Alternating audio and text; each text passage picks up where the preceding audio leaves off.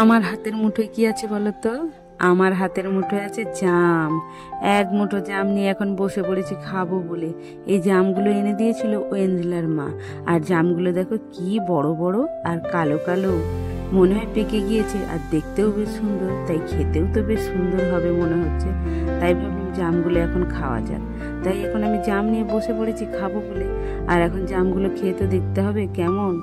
আর এখানে আমি জামটা খাচ্ছি, খেয়ে দেখছি যে জামটা কেমন। বা বেশ ভালো তো, বেশ সুন্দর, মিষ্টিও। তাই এখন শুধু শুধু জামগুলো খাচ্ছি আমি। আর তাই খেতে খেতে ভাবছি বিনুন দিয়ে খেলে কেমন হয়। তাই ভাবলাম একটু বিনুন দিয়ে খাওয়া যাক। আর এখানে আমি বিনুন দিচ্ছি জামের উপরে, বিনুন দিয়ে এখন খাবো। তাই জন্য এখন জামের উপর অর্ধেক জাম খাওয়ার পরে আমি জামের উপরটা ভালো করে বিনুন ছড়িয়ে নিচ্ছি।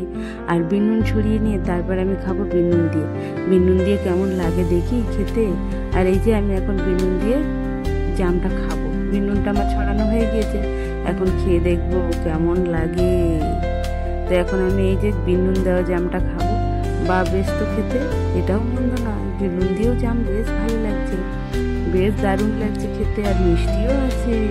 এখন এই এক মুঠো জাম নিয়ে বসে বসে এখন সব খাবো।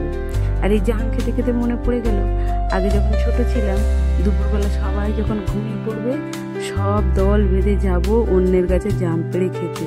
ওহ, সে যে কি মজা, সেই মজা।